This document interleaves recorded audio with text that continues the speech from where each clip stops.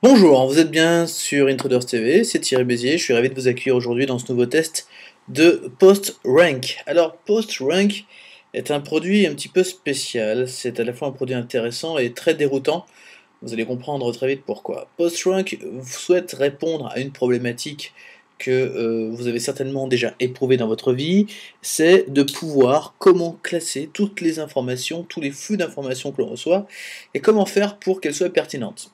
Alors, la réponse de PostRank, c'est tout simplement en laissant la communauté vous aider à le faire. Ensuite, c'est également donner un indice de qualité sur certains des flux et laisser la communauté également noter certaines sources d'informations et ainsi vous permettre d'avoir le meilleur choix. Bon, la vérité, c'est que c'est très fouillis. C'est un outil intéressant parce que PostRank fait également de l'analytique et du data services derrière, très utile pour les sociétés qui ont envie d'observer un petit peu comment se passe le buzz, etc. Mais j'ai envie de dire que c'est très utile pour les boîtes qui ont quand même un esprit un peu tordu parce que si PostRank paraît intéressant et simple sur le papier, à la pratique, il l'est malheureusement beaucoup moins.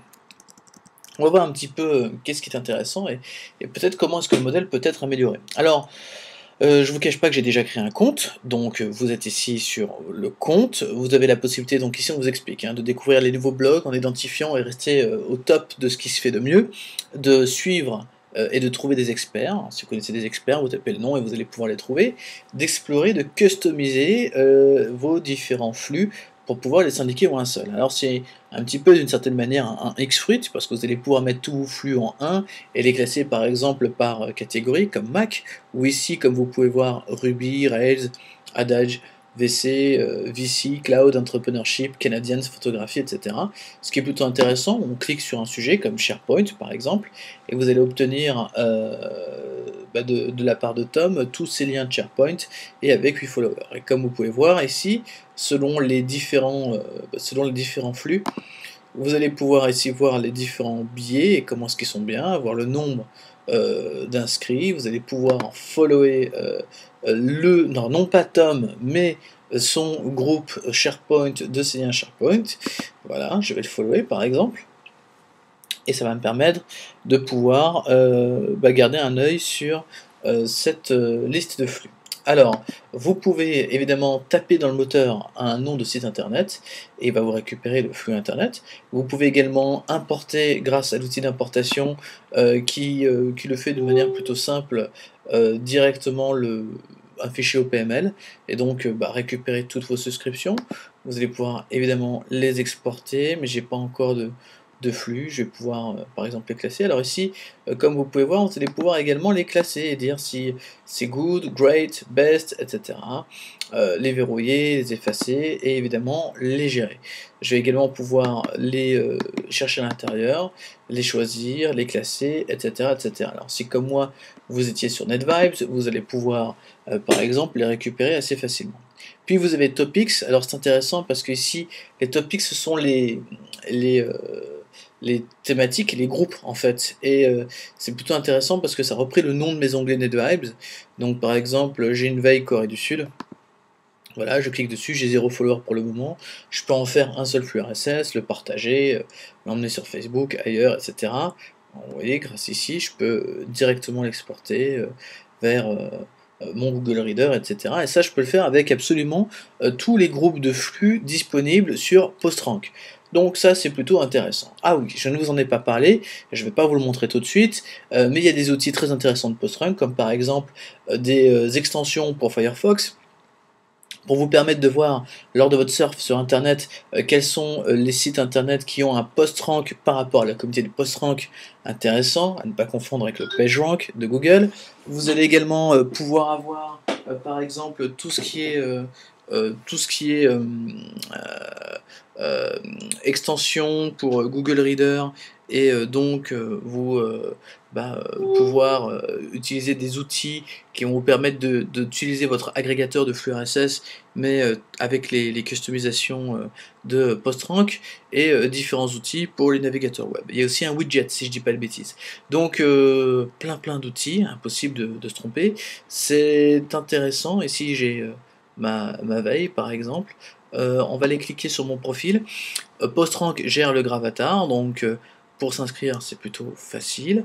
Ici j'ai mon activité récente, donc quand j'ai mis mon OPML, évidemment ça a enregistré tous mes derniers sujets, et puis ici j'ai mes topics les plus intéressants, j'ai le nombre de topics, et puis j'ai le nombre de followers. En allant dans Activity, évidemment, vous allez voir l'activité du compte, et donc là, évidemment, c'est tous les derniers flux que j'ai rajoutés. Au niveau du network, je n'en ai pas pour le moment, puisque je n'ai pas de followers, et puis subscription, on revient sur le truc de départ. Donc vous avez en fait pas mal de menus, mais le seul qui soit réellement utile, c'est surtout le moteur de recherche qui va vous permettre de chercher un topic, un flux ou un utilisateur. Alors je vous propose de taper par exemple un truc très courant. Voilà, j'ai tapé tuto et je tombe sur différents types de sujets, ça c'est plutôt bien fait. Évidemment directement sur tutorials, tutorial blog, tutorial bliss, ici un lien en arabe, tutorial doc, tuto web, et même ici différents trucs. Alors je vais cliquer sur tutorial blog, et on parle donc d'un site, d'un blog, et je vais pouvoir voir par rapport à la tutorial blog de quoi il s'agit, et ici je vais avoir par exemple l'indice de PostRank, voilà, c'est-à-dire ce que les gens en ont fait, donc combien de liens delicious, combien ont cliqué dessus, combien l'ont mis dans Twitter, ça c'est i5 si je dis pas de bêtises, combien l'ont digué, etc. Plutôt intéressant pour me donner une idée si c'est intéressant ou pas. Je vais voir également le nombre de subscribers et je vais pouvoir vérifier comment ça fonctionne. Alors si je tape un site comme Intruders TV, je vais tomber sur Intruders TV, je vais avoir 32 subscribers, les différentes versions, c'est plutôt intéressant, et puis c'est surtout très rapide, donc plutôt, plutôt impressionnant. Il s'agit évidemment des utilisateurs PostRank, donc je tape read-write, et je vais avoir ici directement Ubuntu, UC Berkeley, etc. Tiens, on va choisir Ubuntu, parce qu'à mon avis, ça doit être un sujet qui doit être très en vogue. Donc on a ici les différents liens, donc Last Week, qui sont les plus populaires. Voilà, c'est aussi un utilisateur. Bon, ok, soit. On va taper par exemple, on tape les Guy Kawasaki. Ça c'est une valeur sûre. On va sûrement avoir voilà. Donc on a le friend feed de Guy Kawasaki par exemple. Je sais pas ce qu'il faut là, mais on peut également le récupérer. En fait, vous tapez un topic et vous récupérez, vous tapez quelque chose dans votre moteur de recherche si vous allez récupérer une source qui est en rapport. Et ici, vous allez voir par exemple les différents contenus du friend feed. On va taper, je sais pas, dans un tout autre secteur. Voilà, Gordon Ramsay par exemple. Vous allez avoir Google News, etc. C'est intéressant, mais je crois que ce qui est le plus intéressant, c'est de fouiller en fait à partir des experts, des influenceurs, ou également par les topics les plus intéressants. Je vais par exemple, on va regarder marketing. B5 Media, c'est quand même très localisé. Donc, hop là, on est sur B5 Media, sur marketing. Et ici, on peut voir par exemple un espèce de top par rapport à toutes les communautés. En cliquant, encore une fois, sur la petite flèche, je vais pouvoir voir les billets les plus intéressants. Je vais pouvoir voir le nombre de subscribers, de gens qui sont abonnés. J'ai également pouvoir customiser tout ça, etc. Donc c'est plutôt intéressant. Et puis je vais surtout pouvoir y aller. Voilà, je vais cliquer sur Media 2.0 Workgroup. Donc 58. Alors ici il y a des post-ranks qui sont plus ou moins bien. Bon, 5.2, 7.2. Donc ça c'est évidemment l'indice le plus intéressant. Il a été retweeté, il a été mis dans des friend feeds, il a été commenté dans des friend feeds, etc. Donc on a un taux d'engagement, etc. Donc plutôt pratique. Maintenant, la question qu'on pourrait se poser, c'est quelle place il prend en fait dans la veille. Est-ce que il prend la place d'un Google Reader? Est-ce qu'il se met entre les deux? Moi, le problème que j'ai avec PostRank, c'est que déjà dans une journée plutôt bien remplie avec de la veille et avec de la consultation de flux RSS, utiliser PostRank en plus de son agrégateur de flux, c'est très compliqué, et en même temps, consulter ses propres flux, ce n'est pas si possible que ça sur PostRank puisque vous êtes dépendant de la communauté. Donc si par exemple, je vais taper Windows 7 par exemple, Windows 7, voilà, je vais avoir ici différentes possibilités, Windows 17 Blog, News, Task Force, News Center, mais la question c'est que finalement quand je tape Windows 7, est-ce que j'ai envie d'avoir donc en premier des sites auxquels il y a le plus de gens qui se sont inscrits, et dans le cas de Windows 7, pour mieux comprendre Windows 7, le site de la team, ou est-ce que c'est pas le site le plus intéressant qui devrait sortir en premier? Ça c'est une vraie question je pense, dans la mesure où quand on est membre finalement de cet outil, soit on est très actif et donc on partage, on communique, on recherche, etc. Soit on est tout le contraire, c'est-à-dire très passif devant ce genre d'application, et on essaie de se fier à la recommandation du moteur de recherche, qui en l'occurrence est le site officiel. Alors peut-être que si on avait eu envie de voir le site officiel, on serait allé sur le site officiel et pas sur PostRank. Donc ma question est la suivante, est-ce que tout cela ne court-circuite pas un petit peu, ne nous fait pas perdre un peu plus de temps en fait que nous en faire gagner? On va taper un sujet très populaire, Apple par exemple. Donc on nous propose un topic qui s'appelle Apple, des flux également, et un utilisateur qui s'appelle Apple Trees. Alors on va cliquer sur le topic. Il n'y a pas des topics sur tout, peut-être parce que les gens ne classent pas également tous leurs flux RSS. Ça c'est également le problème, hein. C'est toujours un peu bordélique dès que vous avez un nombre intéressant de flux RSS, et en même temps si vous n'en avez pas un intéressant, ça fait très peu de sources. Donc vous avez ici le différent classement avec les progressions, les places qui sont perdues également, et vous allez pouvoir un petit peu comment ça marche. Tiens, il y a le blog iPhone France, donc ça c'est cool. On va aller sur Daring Fireball, 24 flux, là on a 480 abonnés, plus 5% d'engagement. Vous avez ici tous les gens qui ont souscrit, et vous avez la possibilité de voir les articles. Encore une fois, c'est très intéressant. On a les articles les plus récents.